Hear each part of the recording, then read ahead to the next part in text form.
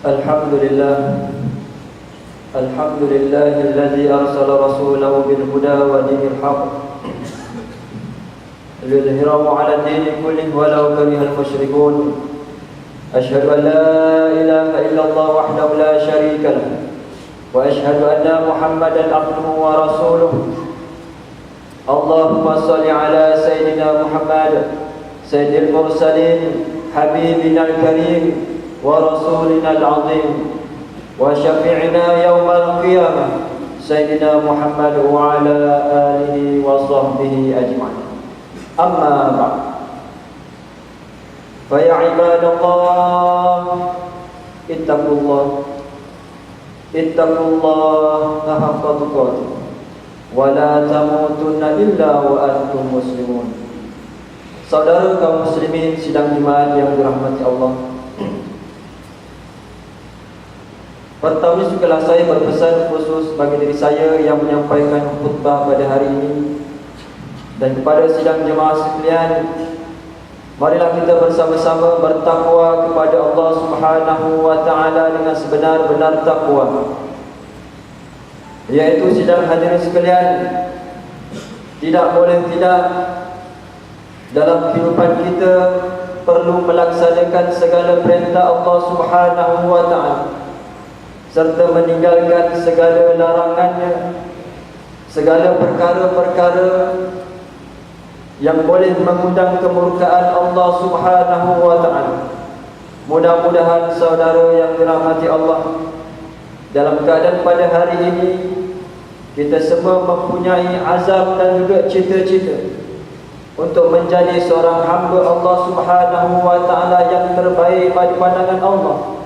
Tidak lain dan tidak bukan, perlulah kita dalam keadaan hari ini saudara sekalian melaksanakan segala perintahnya yang terkandung dalam Al-Quranul Karim, kalam Allah Ta'ala, serta kita mengikuti apa yang diajar, yang dibawa oleh Rasulullah sallallahu alaihi wasallam. Saudara sidang jemaat yang dirahmati Allah, sebelum kita mendengar khutbah kita pada hari ini, setelah saya mengingatkan kepada sidang jemaah sekalian, dalam keadaan dengan izin Allah Ta'ala kita berada di tempat yang mulia ini, marilah kita bersama-sama memperbetulkan nawaitu kita, niat kita di saat ini tidak lain dan tidak bukan kerana Allah Subhanahu wa taala. Mungkin di sana ada mereka yang hadir ke masjid dalam keadaan ingin berehat. Mungkin ada saat ini ataupun ketika ini dalam keadaan ingin tidur, ataupun dalam keadaan yang lain mereka hadir ke masjid kerana malu dengan kawan-kawan serta perkara-perkara yang lain. Justru itu marilah sedang hadir sekalian bersama-sama kita beradanya di sini dalam keadaan tidak lain dan tidak bukan kerana Allah Subhanahu wa taala. Saudara sedang jemaah yang dirahmati Allah, sama ada masih lagi ingat ataupun tidak, hari ini merupakan Jumaat yang kedua dalam tahun baru 1436 Hijriah. Dan hari ini juga merupakan 14 Muharram, saudara sekalian. Sehingga hari ini, sehingga setakat ini saudara sekalian, di manakah kita, di manakah azam yang telah kita impikan ataupun yang telah kita tuliskan pada awal hijrah pada tahun ini? Adakah dalam masa 14 hari ini dalam keadaan kita sudah terlupa dengan azam kita? Kita sudah terlupa dalam keadaan sebelum ini kita beringin bercita-cita berhijrah daripada satu benda yang tidak baik ke arah yang baik, daripada satu perkara yang baik ke arah yang lebih baik. Di manakah persoalannya saudara sekalian? Adakah persoalannya masih lagi sama seperti tahun yang sudah, yang telah kita lalui 1435 Hijriah, dalam keadaan mungkin seluruh cita-cita kita, azam kita, dalam keadaan semuanya tidak terlaksana? Mungkin hanya separuh saja yang telah kita berjaya melaksanakan. Adakah masalah-masalah ini, persoalan-persoalan ini masih lagi berlaku pada tahun ini 1436 Hijriah? Saudara sidang Jumaat yang dirahmati Allah, sama ada azam kita Cita-cita kita tentang urusan dunia, hijrah kita tentang urusan dunia, sama ada berkaitan dengan pelajaran sekalipun, sama ada berkaitan dengan pekerjaan, sama ada berkaitan dengan keluarga, berkaitan dengan perniagaan, maupun juga cita-cita kita ataupun azam berkaitan dengan akhirat. Pastinya dalam keadaan kita ingin berhijrah, contohnya khususnya berkaitan dengan ibadah solat. Mungkin tahun yang sudah dalam keadaan kita mudah meninggalkan solat, dan mudah-mudahan pada tahun ini kita memiliki azam dalam keadaan untuk memastikan setiap hari dalam keadaan kita taat dengan perintah Allah Subhanahu wa taala. Saudara sidang jemaat yang dirahmati Allah, ketahuilah saudara sekalian, kehidupan kita di dunia ini merupakan hijrah. Daripada alam roh, kita berhijrah ke alam rahim seorang ibu kita. Dalam rahim ibu ada seseorang tadi diizinkan oleh Allah Ta'ala dalam keadaan berada dalam rahim ibunya selama 9 bulan 10 hari. Ada mereka dalam keadaan diizinkan hanya 7 bulan dan mungkin 8 bulan dan sebagainya. Dan kemudian hari ini saudara sekalian, kita telah berhijrah, berpindah daripada alam rahim seorang ibu ke alam dunia. Dan inilah dalam keadaan hari ini, realitinya pada hari ini kita berada dalam alam dunia. Sekiranya kita masih lagi ingat saudara sekalian, bila kita lahir dalam keadaan tatkala dipotongnya tali pusat kita, secara otomatik dalam keadaan kita akan menyusu dengan ibu kita. Dan bagaimana saudara sekalian, dalam keadaan semasa dalam rahim seorang ibu, tali pusat inilah tempat makan dan minum kita. Tetapi apabila saja lahir, bagaimana pemurahnya Allah Subhanahu wa taala, bagaimana sifat kasih dan sayangnya Allah Subhanahu wa taala. Apabila dipotong sahaja tali pusat dalam keadaan bayi ini tadi, Allah Ta'ala kurniakan makan dan minum yang datang daripada ibu. Saudara sedang jemaah sekalian, bahkan jika kita melihat dalam keadaan ketika lahirnya kita, daripada asalnya kita tidak pandai berjalan, kemudian dalam keadaan kita merangkak, kemudian dalam keadaan kita belajar untuk berjalan, kemudian kita mampu untuk berjalan, dan akhirnya suatu hari dalam keadaan kita mampu untuk berlari dalam keadaan yang deras, tuan-tuan. Adakah di sana persoalannya, patutkah hari ini kita engkar dengan perintah Allah Subhanahu wa taala? Ingat tak saudara sekalian, dalam keadaan saat kita dilahirkan, dari awalnya kita tidak tahu apa-apa. Dalam keadaan kita hanya tahu menangis ketika lapar, menangis ketika sakit. Kemudian dalam keadaan akhirnya kita belajar satu perkataan demi satu perkataan. Kemudian kita disekolahkan, masuk ke dalam universiti, kita menjadi manusia yang hebat. Persoalannya, patutkah kita engkar dengan nikmat-nikmat Allah Subhanahu wa taala? Patutkah dalam keadaan kita engkar dengan perintah Allah Subhanahu wa taala? Dan yang ketiga saudara sekalian, seandainya kita masih lagi ingat, tatkala kita lahir dalam keadaan kita tidak memiliki apa-apa, bagaimana seorang bayi ini lahir dalam keadaan tidak berbaju dan berseluar, bagaimana ibu dan ayah ini memakaikan kepada kita dengan pakaian yang cantik. Kemudian dalam keadaan kita berjalan tanpanya kasut ataupun selimut, kemudian ibu dan ayah kita membelikan kita kasut, kita mampu untuk berjalan. Kemudian dalam keadaan selepas kita berjalan, melihat kepada kita kepenatan, ibu dan ayah kita membelikan kepada kita motosikal. Kerana tidak dalam keadaan takut daripada hujan dan sebagainya, ibu dan ayah kita, kemudian kita dianugerahkan dengan kereta. Persoalannya tuan-tuan, patutkah hari ini kita engkar dengan perintah Allah Subhanahu wa taala?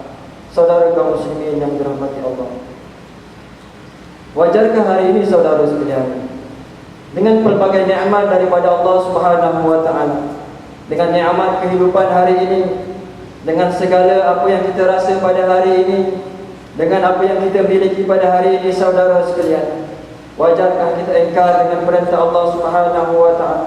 Wajarkah kita berpaling dengan apa yang disuruh oleh Allah Subhanahu wa taala? Wajarkah pada hari ini kita tidak perlu mengikuti apa yang dibawa oleh Rasulullah sallallahu alaihi wasallam? Bahkan dalam keadaan yang disuruh pun kita tidak buat, apatah lagi dalam keadaan yang sedih, yang dilarang pun dalam keadaan itulah yang kita laksanakan. Saudara kaum muslimin sekalian, seperti mana Allah Ta'ala berfirman dalam surah Ar-Rahman, Allah Ta'ala mengulang ayat-ayat ini sebanyak 31 kali, supaya hari ini manusia ini yang Allah Ta'ala mengutuskan kalam ini kepada Rasulullah SAW sebagai pegangan kepada umat. Allah Ta'ala berfirman, "Fabi ayyi ala rabbikuma tukadziban." Maka yang mana satu di antara nikmat Tuhan, di mana antara satu nikmat Allah Subhanahu wa Ta'ala, saudara sekalian, yang pada hari ini yang ingin kita dustakan. Bagaimana Allah Ta'ala mengulang kalimah-kalimah ini, ayat-ayat ini sebanyak 31 kali, supaya pada hari ini sidang jemaah sekalian, dalam keadaan kita sentiasa ingat terlalu banyak dengan nikmat-nikmat yang telah Allah Ta'ala anugerahkan kepada kita. Saudara sidang jemaah yang dirahmati Allah, hidup ini merupakan satu kehidupan, satu perjalanan yang cukup singkat. Hijrah kita daripada alam rahim ke alam dunia, tuan-tuan. Dan di dunia ini ada mereka yang dianugerahkan, diizinkan oleh Allah Ta'ala hidupnya hanya 2 minggu. Ada mereka yang hidupnya hanya 10 tahun. Ada mereka yang hidupnya hanya 20 tahun. Ada mereka yang hidupnya 30 tahun. Bahkan ada mereka yang diizinkan oleh Allah Ta'ala hampir umurnya 100 tahun. Saudara sekalian, dan akhirnya hijrah daripada dunia ini, ketahuilah, dan kita semua yakin kita akan berpindah. Kita akan berhijrah kepada dunia, kepada alam barzakh ataupun alam kubur, saudara sekalian. Persoalannya pada hari ini, kita semua tidak mengetahui bilakah ajal kita, bilakah kematian kita, tuan-tuan hadirin yang dirahmati Allah. Adakah nanti malaikat Israel, malaikat maut ini akan mencabut kita, mencabut nyawa kita dalam keadaan kita sedang solat kepada Allah Ta'ala? Adakah mati kita, tuan-tuan, dalam keadaan kita berzikir kepada Allah Subhanahu wa Ta'ala? Adakah, tuan-tuan yang dirahmati Allah, kita yakin dan percaya kita meninggal ataupun mati dalam keadaan berpuasa kepada Allah Subhanahu wa Ta'ala? Ataupun sidang hadirin yang dirahmati Allah, adakah seseorang tadi mati dalam keadaan melakukan maksiat kepada Allah, dalam keadaan berzina, dalam keadaan minum arak, dalam keadaan berada di tempat-tempat yang dilarang, dalam keadaan tempat-tempat yang mengundang kemurkaan Allah Subhanahu wa Ta'ala? Saudara sidang jemaah sekalian, persoalannya adakah dalam keadaan kematian kita, hijrah kita ke alam kubur ataupun barzakh ini dalam perakhiran yang baik, husnul khatimah, ataupun kematian seorang tadi dalam keadaan perakhiran yang tidak baik, su'ul khatimah. Dan inilah saudara yang dirahmati Allah, dalam keadaan perlu kita ingat, dalam keadaan hidup ini merupakan suatu tempat, satu kehidupan yang sementara, suatu masa yang cukup singkat. Dan bagaimana dalam keadaan bahkan Rasulullah SAW memperingatkan dalam seputung hadisnya yang diriwayatkan oleh Imam Bukhari, Rasulullah SAW bersabda yang bermaksud, saat jenazah diletakkan iaitu di atas pengusungan dan telah diusung di atas bahu lelaki-lelaki, fa in kanat salihatan, maka sekiranya jenazah ini, tuan-tuan, mayat ini yang berada di atas usungan, di atas bahu lelaki-lelaki ini, dalam keadaan seandainya jenazah ini jenazah yang baik, salih, qalat qaddimun, jenazah yang salih ini akan berkata, bersegeralah kamu membawaku ke perkuburan. Wa in kanat ghayra salihatin, dan sekiranya jenazah ini bukan di kalangan mereka yang saleh, tuan-tuan, qalat ya wailaha aina tadhhabuna biha, jenazah yang tidak saleh ini, yang hidupnya banyak melakukan maksiat kepada Allah Subhanahu wa Ta'ala, dalam hidupnya dalam keadaan tidak sujud kepada Allah Subhanahu wa Ta'ala, dalam hidupnya dalam keadaan mempermainkan hukum-hukum Allah Subhanahu wa Ta'ala, jenazah ini akan berkata, ya wailah, alangkah celakanya aku. Aina tadhhabuna biha, kemanakah kamu nak membawa aku? Saudara yang dirahmati Allah, inilah dalam keadaan bahkan Rasulullah sallallahu alaihi wasallam dalam hadis ini juga Rasulullah menyebut, seandainya ucapan-ucapan ini didengar oleh manusia, nescaya manusia ini akan pingsan. Dan oleh kerana hari ini kita tidak mendengar cerita, tidak mendengar luahan rintihan jenazah ini tuan-tuan, terkadang bila kita lihat kematian pun perkara ini tidak mendatangkan keinsafan dalam hidup kita. Saudara kaum muslimin yang dirahmati Allah, kemudian jenazah ini dibawa ke tanah perkuburan. Bermulanya hijrah daripada alam dunia, kita akan masuk ke dalam alam barzah ataupun alam kubur. Tuan-tuan yang dirahmati Allah, di tanah perkuburan di sana hanya ada dua tempat. Yang pertama, perkuburan ini akan menjadi satu tempat istirahat, berehatnya bagi mereka yang beramal soleh, berehatnya bagi mereka yang hidupnya beribadat kepada Allah, berehatnya mereka dalam keadaan hidupnya berbuat baik kepada manusia. Mereka ini sudah jemu hidup di dunia dan mereka menanti-nanti untuk berehat dalam nikmat rahmat Allah Subhanahu wa taala. Dan yang kedua, saudara sekalian, dikubur di sana, bagaimana ada satu keadaan dalam keadaan kubur itu menjadi antara salah satu lubang-lubang neraka Allah Subhanahu wa taala. Bagaimana dalam keadaan yang dikatakan seandainya jenazah ini dalam keadaan banyak melakukan dosa kepada Allah taala, dalam keadaan mayat ini, jenazah ini tadi dalam keadaan dinding-dinding kubur ini menghimpit dada mereka sehingga kan bersilang-silang rangka-rangka mereka.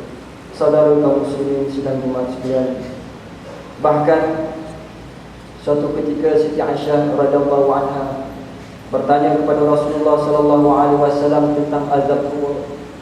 Lalu Rasulullah sallallahu alaihi wasallam menjawab, "Na'am, azab kubur. Na'am, azab kubur itu benar."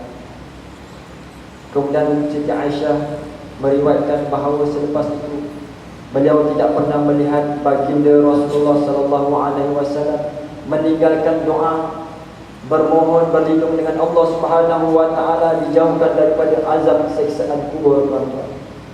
Sekiranya Rasulullah sallallahu alaihi wasallam seorang rasul, Rasulullah sallallahu alaihi wasallam kekasih Allah Subhanahu wa taala, setiap kali dalam salat tidak pernah meninggalkan berdoa kepada Allah taala supaya dijauhkan daripada azab siksaan kubur. Tuan-tuan, persoalannya kita hari ini saudara sekalian, dalam keadaan kita jauh dengan Rasulullah, kita jauh kadang-kadang dalam keadaan apa yang digambarkan dalam Islam.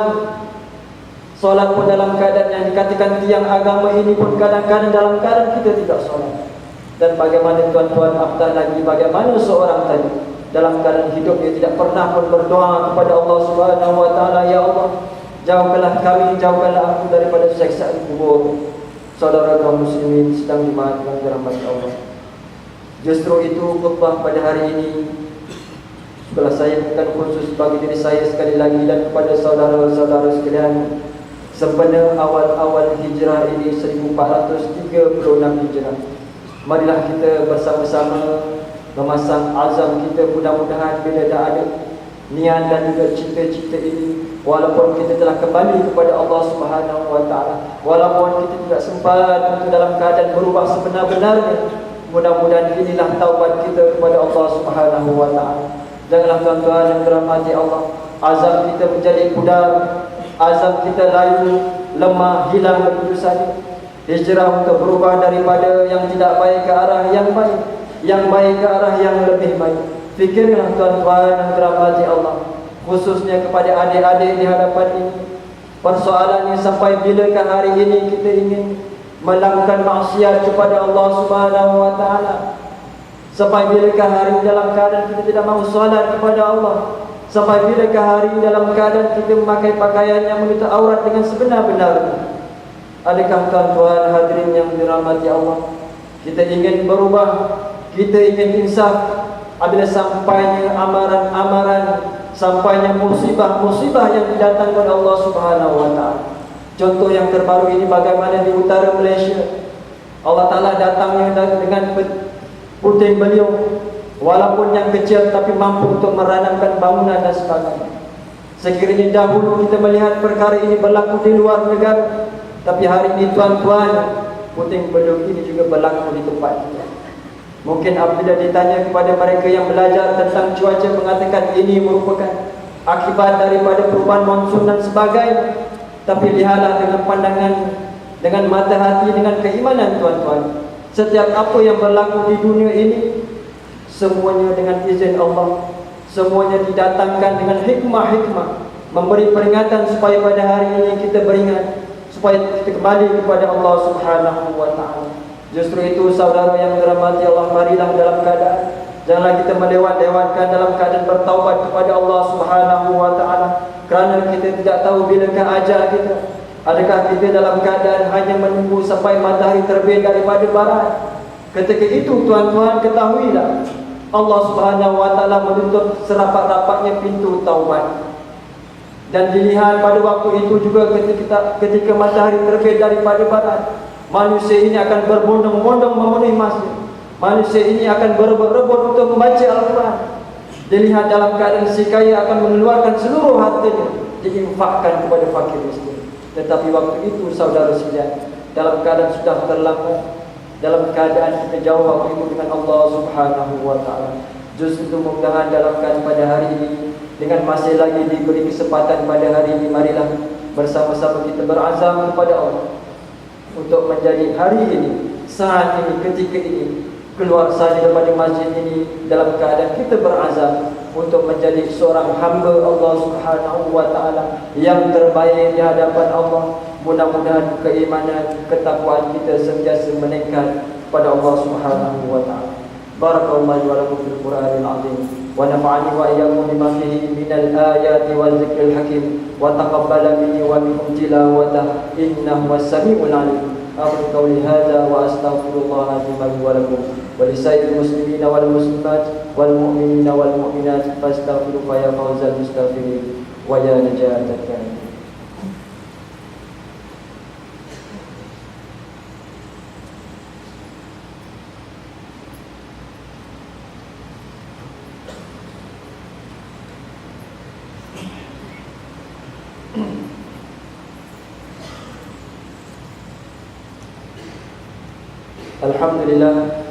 Alhamdulillah nahmaduhu wa nasta'inuhu wa nastaghfiruh wa nu'minu bihi wa natawakkalu 'alaihi wa na'udzu billahi min shururi anfusina wa min sayyiati a'malina may yahdihillahu fala mudilla lahu wa may yudlil fala hadiya lahu. Asyhadu an la ilaha illallah wahdahu la syarika lahu wa asyhadu anna sayyidana wa nabiyyana Muhammadan wa 'ala alihi wa sahbihi ajma'in. Amma ba'du fa ya ibadallah ittaqullah wa kunu ma'as-shalihin. Saudara kaum muslimin yang dirahmati Allah, sekali lagi setelah saya berpesan khusus kepada saya dan kepada saudara sekalian, marilah dengan nikmat kesempatan kehidupan kita pada hari ini, saudara yang dirahmati Allah, masih lagi kita boleh bersama dengan orang-orang yang kita sayang, isteri, anak-anak kita, bersama dengan ayah dan ibu kita, bersama dengan sahabat, kawan-kawan kita, jiran kita. Tetapi suatu hari nanti saudara sekalian, kita akan duduk keseorangan di dalam kubur. Dan saat itu tuan-tuan, tiada apa yang mampu untuk membantu kita. Walaupun hari ini dalam hidup kita, di tangan kita tidak terlepas dengan gadget, dengan handphone sebagainya, tetapi benda ini tidak mampu untuk kita bawa ke dalam kubur. Tuan-tuan yang dirahmati Allah, justru itu marilah bersama-sama kita merenung sejenak dalam keadaan mudah-mudahan hari ini Allah Ta'ala bukakan pintu-pintu hati kita. Kerana hanya Allah Ta'ala lah yang memiliki hati-hati ini. Kerana Allah Ta'ala lah yang memiliki hidayahnya, petunjuknya. Mudah-mudahan Allah Subhanahu wa Ta'ala menganugerahkan kepada kita kekuatan untuk berubah. Dalam keadaan seterusnya beristiqamah, dan seterusnya bukan sahaja kita berubah ke arah kebaikan, tapi bersama-sama dengan ahli keluarga kita, bersama-sama dengan sahabat handai kita. Mudah-mudahan inilah jamaah, mudah-mudahan inilah tuan-tuan, dalam keadaan mudah-mudahan di syurga nanti ya Allah, inilah sahabat-sahabat kami ya Allah, inilah saudara-saudara kami ya Allah. Dan insyaAllah mudah-mudahan saudara yang dirahmati Allah, bersama-samalah kita antara yang lain berdoa, memperbanyakkan doa kepada Allah Subhanahu wa taala supaya dalam keadaan sentiasa dijauhkan daripada azab api neraka dan juga azab kubur. Saudara sedang kemasukan, di sini ada satu pengumuman di mana insya-Allah pada bulan hadapan 5 Disember dan sehingga 7 Disember ada satu program yang dipanggil program Projek Warisan Budaya yang dianjurkan oleh adik-adik kita pelajar MU, Cyberjaya dan juga Melayu Melaka. Anjuran bersama dengan Yayasan Telekom Malaysia YTN, di mana insya-Allah mereka akan membuat khidmat masyarakat di perkampungan orang asli di Kampung Sungai Tiong, Gerik, Perak. Justru itu di sini di perkara ini ada 2 tabung yang insya-Allah sumbangan-sumbangan ini akan disalurkan kepada masyarakat orang asli di sana. Mudah-mudahan dengan sumbangan-sumbangan ini tuan-tuan, sedikit sebanyak inilah yang dikatakan memberi amalan kebaikan kepada kita. Dan di sana kebanyakan majoritinya ialah di kalangan orang-orang Islam. Mudah-mudahan walaupun yang berkumpulan bukan Islam, mudah-mudahan dengan anugerah ini ataupun pemberian ini sedikit sebanyak membuka pintu-pintu hati mereka untuk mengenal hidayah, mengenal yang Maha Pencipta yaitu Allah Subhanahu wa taala insya-Allah. Wa'alamu anna Allah Subhanahu wa ta'ala amarakum bi amrin bada'a bi nafsihi wa sanna bi malaikatin musabbihati bi kursi faqala ta'ala mukbira wa amira inna Allah wa malaikatahu yusalluna 'alan nabi ya ayyuhalladzina amanu sallu 'alaihi wa sallimu taslima. Allahumma salli 'ala Muhammad wa 'ala ali Muhammad kama shallaita 'ala Ibrahim wa 'ala ali Ibrahim wa barik 'ala Muhammad wa 'ala ali Muhammad كما باركت على إبراهيم وعلى آل إبراهيم في العالمين إنك حميد مجيد. اللهم انصر إخواننا في كل مكان، اللهم انصر إخواننا في كل مكان وزمان، وارفع عنهم القهر والبلاء والحرب والاعتداء. اللهم اعز الإسلام والمسلمين وأذل المعتدين الظالمين ودمر أعداءك أعداء الدين وانصرنا عليهم يا رب العالمين. اللهم اغفر للمسلمين والمسلمات والمؤمنين والمؤمنات الأحياء منهم والأموات. اللهم انزل الرحمة على السلاطين الكرام وولاة المسلمين العظام الذي نقضوا بالحق وبه كانوا يعدلون، وخصوصا على سري Paduka Baginda yang di Pertuan Agong Malaysia. Allahumma ij'al Malaysia wa sa'ir biladil muslimin thayyibatan aminatan mutma'innatan rakhiyah. ربنا لا تزغ قلوبنا بعد إذ هديتنا وهب لنا من لدنك رحمة إنك أنت الوهاب. ربنا آتنا في الدنيا حسنة وفي الآخرة حسنة وقنا عذاب النار. عباد الله إن الله يأمر بالعدل والإحسان وإيتاء ذي القربى وينهى عن الفحشاء والمنكر والبغي يعظكم لعلكم تذكرون. فاذكروا الله العظيم يذكركم واشكروا على نعمتكم واسألوا من فضلكم ولذكر الله أكبر والله أعلم.